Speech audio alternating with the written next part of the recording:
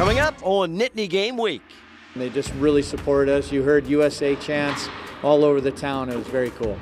Men's hockey coach Guy Godowski leads a team of college players into the prestigious Spengler Cup in Switzerland. Why it's a surreal experience for Coach and the 5 Nittany Lions on the team. We have to, pay attention to the details and, win loose balls. We got to win rebounds. Stuff like that is going to get us the win. PSU comes oh so close to knocking off the second-ranked team in the country, Michigan, what makes this gritty performance even more impressive. And it's now less than 2 years until the stadium renovation project is complete. The things fans will notice this fall when they watch a game at West Shore Home Field at Beaver Stadium. This is Nittany Game Week.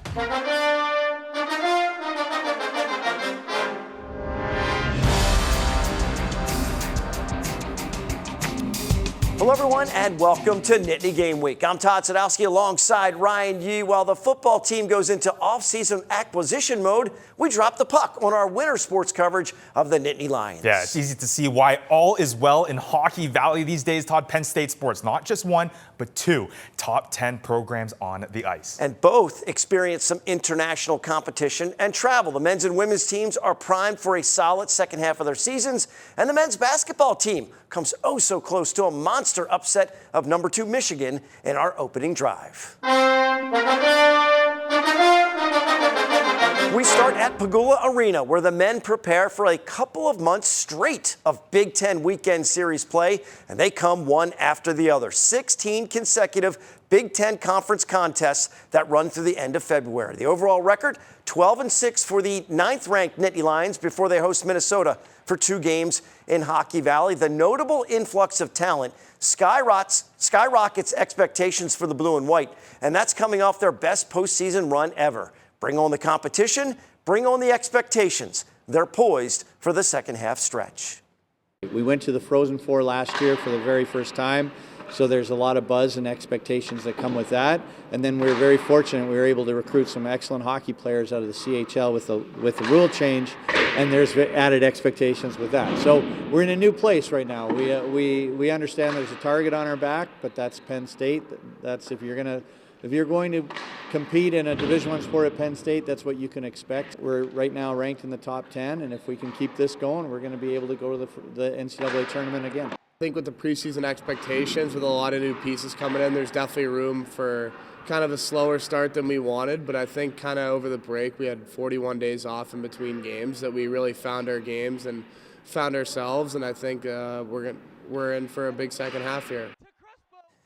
The PSU split their first series of the new year with RIT, losing in Rochester before riding defenseman Jared Crespo's hat trick at home to win 7-3. And later in the show, our impact interviews are with the men's hockey team and their recent experience in Switzerland as they make history in the Spengler Cup Invitational Tournament. And while the men enjoy the home ice, the women's hockey team is on the road in Erie for a pair of games at Mercyhurst. Yeah, they continue to elevate to new heights, now all the way up to 4th in the country, 18-3 overall, heading into the weekend, a perfect 9-0 at home and without a blemish in the conference as well. We catch one of their practices this week as they continue their prep work for a strong second half. The Nittany Lions are fresh off of a pair of losses in Columbus to second-ranked Ohio State. The Buckeyes and Wisconsin set the bar when it comes to the women's game, and the recent setbacks were valuable tests for this year's PSU squad. Coach is thrilled to see the steady progress with the right blend of talent and character on and off the ice.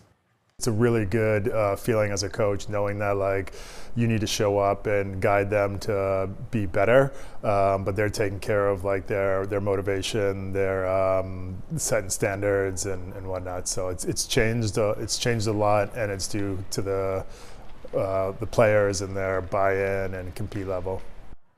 Incredible news for the team's star player as well. Senior Tessa Janicki will play in the upcoming Olympics for Team USA. Nittany Game Week will have a feature on Janicki and her Olympic bid in next week's show. PSU fans also enjoying the success on the ice, not exactly so much on the hardwood though. Well, been a tough time so far in the Big Ten for men's hoops. They've been tough to beat on their home floor, and they give a good scare into the second-ranked team in the country on Tuesday night. That would be Michigan. We go straight to the second half for action from this one. Mike Rhodes has the guys ready to go, even without freshman standout Caden Mingo, who misses the game with an injury. Freddie DeLeon handles the ball in Mingo's absence and delivers an assist down low to Sasa Yanni. Big guy finishes under the basket. The deficit under double digits. They peck away, and in the final minutes, the Nittany Lions will keep the play alive with a board on the offensive glass. Veli Tunga collects it from behind the arc, buries it. Penn State pulls within one. We move to the final seconds. Coach Rhodes draws up the play, and DeLeon holds, and then eventually he will fire. It is slightly off the mark, and that's it. They beat the Wolverines in the BJC in 2013 and 2019 when they were ranked in the top 10, but not this time. The Wolverines hang on in a thriller. The message was that he was super proud of us the way we played so hard, but just like the little things at the end of the game, even throughout the game, we have to pay attention to the details and win loose balls. We got to win rebounds. Stuff like that is going to get us to win more games. I told these guys, if you have a chance to pull this off, you got to just respond the right way on the next play and the next play. And they're very talented. They're very good. You got to string stops together. They did that. Gave ourselves a chance to win. Now, the Nittany Lions had another top 10 team from Michigan on the ropes earlier in the year when they lost a close one to number 9 Michigan State. All right, up next, new football coach Matt Campbell is forming an Iowa State reunion in State College. One of the transfers he locks up is his former QB with the Cyclones. We scout some of the new lines to show you what to expect when they take the field in the fall. More Nittany Game Week is on the way. The opening drive is sponsored by R&R Express. Every shipment moved contributes to autism research and inclusion through the Excel Foundation. Learn more at wearerr.com. These are more than just trucks. Every shipment moved by the R&R Express family of companies contributes to the Excel Foundation for Autism Research and Inclusion, funding safe spaces like the sensory room at Penn State's Beaver Stadium and a special event sensory trailer, and giving thousands that were unheard a voice. Now is the time to amplify non-speaking voices and drive meaningful change. These trucks are powered by purpose. Every week, our groundskeepers are meticulously mowing, painting, repairing any damage from the previous game in preparation for Saturday. Our contributions to the team are providing safe playing surfaces for the athletes to showcase their abilities on. There's a lot of history here. Being able to be a part of that has been incredibly special for me.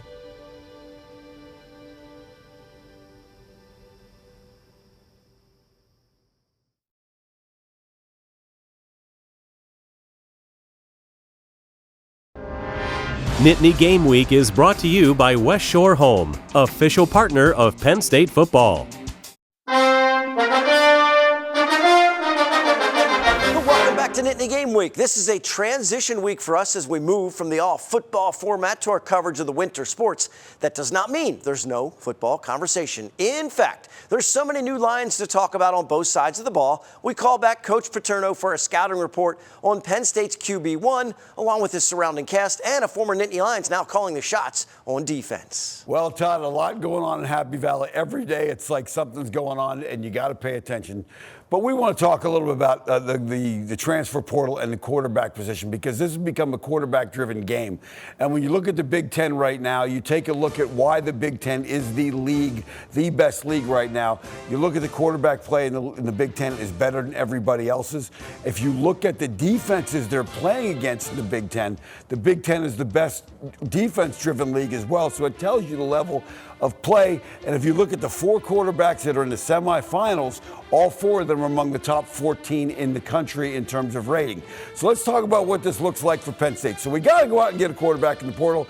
And not only do we get a quarterback, we get more. So you got a quarterback here, there's your quarterback, but you got 2 tight ends, 2 wideouts, a running back, a couple of linemen. You're getting a full set of Ginsu knives here. And let's talk about what you can do with that set of Ginsu knives. Yes, you can cut through the steel can. Then you can cut through this tomato, slices this tomato nicely. You can even chop wood with it. And how does that look on the football field? Let's take a look at that. In the backfield, you're going to get quarterback Rocco Brecht, a 3-year starter who's been very effective at Iowa State, and his running mate, a 2-year starter, running back Carson Hansen. But wait, there's more. At tight end, you've got 2 tight ends that are both big physical guys at 255. One stands 6'7", the other one stands 6'5", 63 catches. A lot of yards for them this year. But wait, there's even more. Now you've got your wideouts. People talked about the wideout situation in Penn State.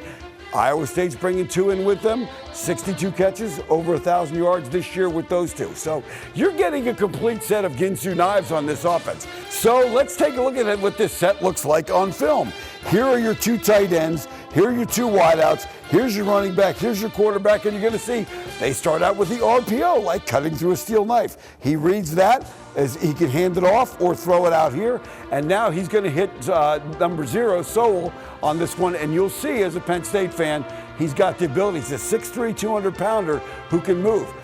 Makes that catch in traffic, gets upfield, gets a lot of yards after the catch. Now, how does that look in the run game? Let's take a look at the run game. Here are your 2 tight ends, same guys. Here are your 2 wideouts. They're in tight because they're bigger guys that can block. Here's your running back, and you're going to see a very physical run north and south with this running back, and they have to respect the quarterback's ability to run as well. So here's a 3rd and 1. They hand the ball off, and here's what Penn State fans will like. At the point of contact, doesn't go down, drives the pile. Now, all that being said, wait, there is more. Now we go to the drop back pass game. Now you've got tight end, wide receiver, running back. And now this tight end is going to come up over the top, sit there, bring him across, take him behind here and there. And now you got a straight drop back with the quarterback. This is like the chopping wood part of the Ginsu knife. Drops back, hits the big tight end, 6'7", 255, gets upfield, gets down there and gets in the end zone. A lot of run after the catch. So a lot of exciting things to do with this package of cutlery, for lack of a better word. And if all those new things on offense don't excite you enough, let's talk about defense. New defense coordinator Danton Lynn has arrived in State College. Danton played at Penn State from 2008 to 2011. He knows the situation, knows what he's doing, and has been a great young coach and has shown great improvement. Let's look at what happened at UCLA. UCLA in 2022, before he gets there in 2023, and you see dramatic improvement in all of these major offensive categories. One being the sacks went from 11 to 43, scoring went down, all those things. Those are the things you look for when you hire a guy.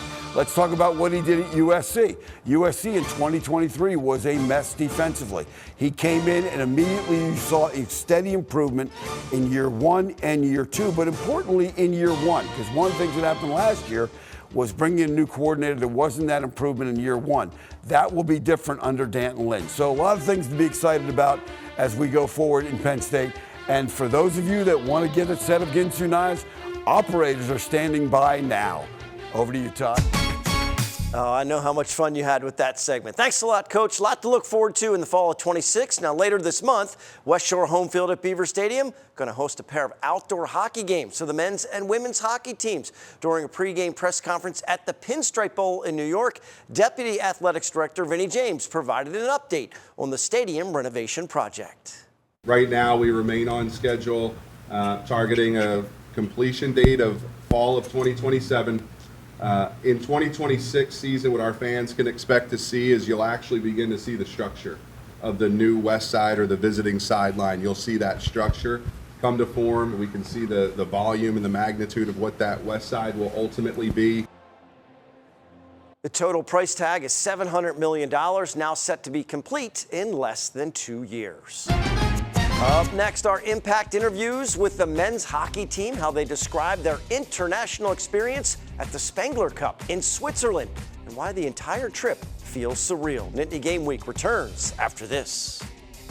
This journey started on these very grounds, in these stands, with this community. West Shore Home was proudly made right here in Pennsylvania.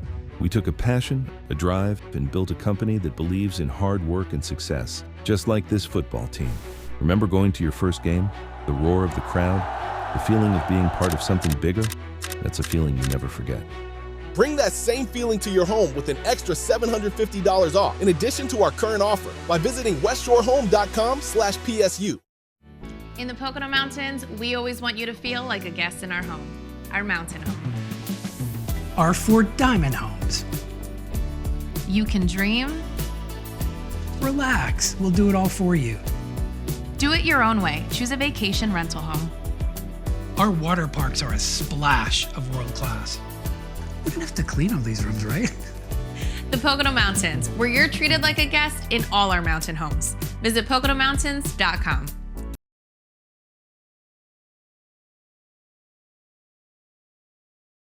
Impact Interview is sponsored by the Pocono Mountains, where small-town charm meets big adventures. Book your trip today by visiting PoconoMountains.com.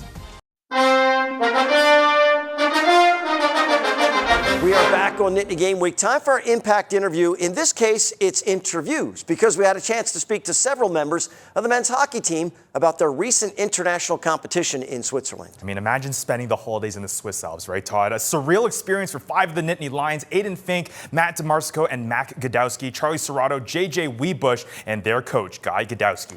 And they made history in this tournament that is now over 100 years old. Coach Gadowski led a group of college players that were invited to the Spengler Cup to play for the first time. Takes the shot, he scores! Off the post and in for Charlie Serrato. It's another power play goal.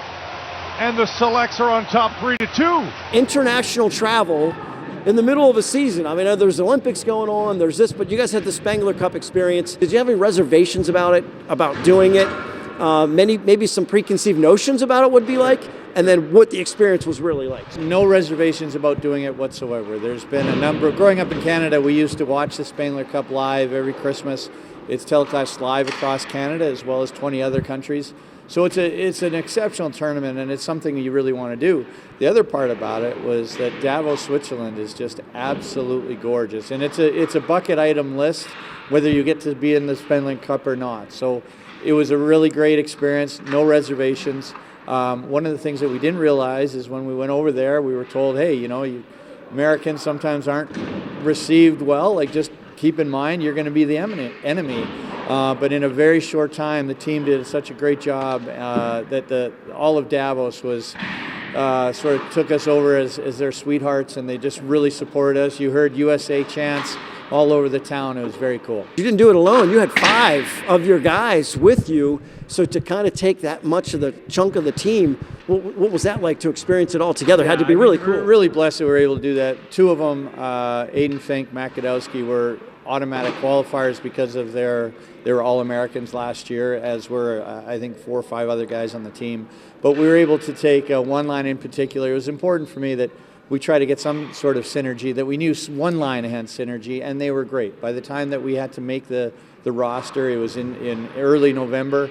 Those 3 guys were the top scoring line in the nation, so it was an easy choice. Obvious benefits from off the ice standpoint for kids and college experiences, international travel, that type of thing. Hockey-wise, what do they benefit by seeing that level of competition and now bringing it back to the rest of the team and the rest of the season? When we went there, we were very curious as to how we were going to do.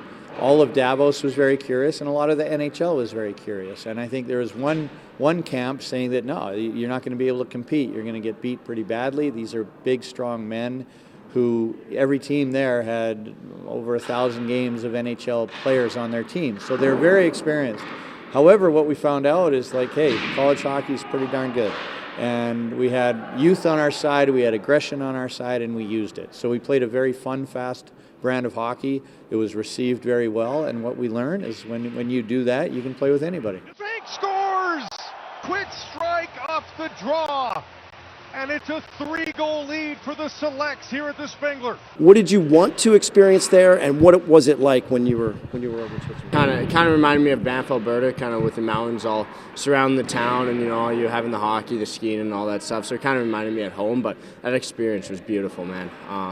I can't put into words how beautiful it was, but it was awesome being over. It was such a good experience, and yeah, had a lot of fun. How familiar were you with the Spangler Cup competition in general, and what kind of honor was that to be asked to play in it, to go out there and see what you could do? Yeah, Spangler Cup in Canada is a pretty big thing. It's always on TV as there's a Team Canada that goes, so you see it a lot in Canada, and growing up, I would always watch it, and being able to play it in it is a huge honor. It's a privilege. So when I heard that I can go over and play in that tournament, I was pretty happy about it. So yeah, it was awesome. Turned some heads over there. These college kids from Penn State and all around. I mean, what was that like? When did you know, like, okay, we can compete with these guys? And what was the reaction from everybody around from the hockey community there?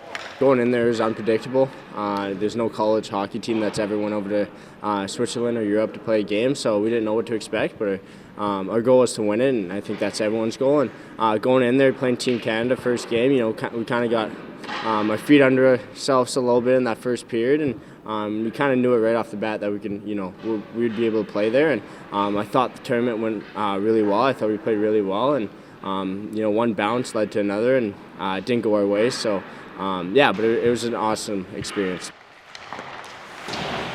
Did you get to see the Swiss Alps? What did you experience in Switzerland, Matt, that was so cool and that you bring back from an international experience as a college student? I mean, it was awesome. I mean, kind of some of the scenes we saw were almost out of a movie. We took the gondola up to the top of the mountain in the Swiss Alps, and I just really couldn't believe it. It was awesome just being up there, the scenery.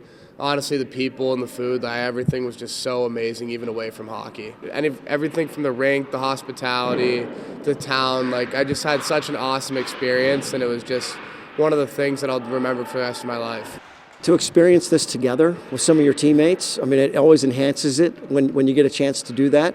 What was that like to not only just play with them, but to gain that experience together and now bring that back to PSU? Oh, it was awesome. I think when you're joining a new team, having friends that you know before is very helpful, and I think just kind of having a solid foundation with the Penn State guys really helped, but we also got to know guys from other teams and really create a bond over there. But I think just with the guys from Penn State, it helped us create a special bond coming over there and then coming back here to finish the season. That is just beautiful hockey right there. What an amazing opportunity for the players and coach. Seems like they have opened the door for other college standouts to receive an invite to the Spangler Cup in the future. And make sure you go to nittany-game-week.com for all of our Impact interviews along with our other web exclusive content. Don't go anywhere. Still to come, we announce this week's Dean's List of top performances by Penn State athletes, and we always include our Pride picks. We'll tell you how you can see your fan picks on the show. We're heading into the final minutes on Nittany Game Week. Nittany Game Week is brought to you by West Shore Home, official partner of Penn State football. Want to learn to ski? The Pocono Mountains is the place to be. With lessons for every age, you'll be skiing or snowboarding in no time. Learning is fun and the views are beautiful. Choose from 6 amazing ski areas. Learn more at PoconoSki.com. These are more than just trucks. Every shipment moved by the R&R Express family of companies contributes to the Excel Foundation for Autism Research and Inclusion, funding safe spaces like the sensory room at Penn State's Beaver Stadium and a special event sensory trailer, and giving thousands that were unheard a voice. Now is the time to amplify non-speaking voices and drive meaningful change. These trucks are powered by purpose.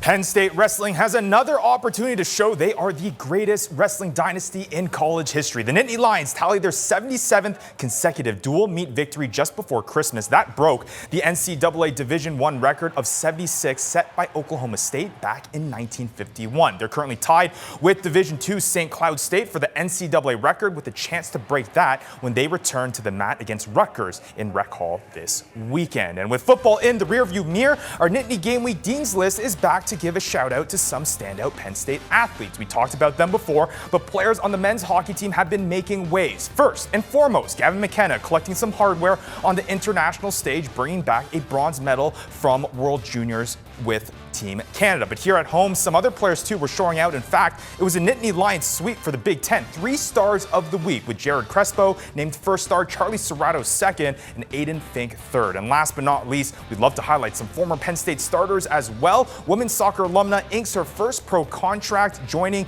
the NWSL's Kansas City Current. That is Amelia White, who will be playing on the pro stage. Awesome stuff by the PSU athletes on this week's Dean's List. Thank you, Ryan. Some things remain exactly the same for our winter and spring shows, and that includes our Nittany Connect network of businesses. We're partnering with businesses that support the show and let our viewers know about their great products and professional services. The Nittany Connect network, just one of the many things you can check out on our website, nittany-game-week.com. Airtimes for all of our network of stations. Previous episodes and interviews all can be found at one convenient location, nittany-game-week.com. And while you're visiting the website, make sure to submit your tailgating and game picks from any Penn State sporting event you happen to attend. Or if you just want to show off your fan gear, we always finish with some pride picks to show us your spirit. All right, for Ryan and Jay, I'm Todd. Thanks so much for watching Nittany Game Week. We'll see you next time.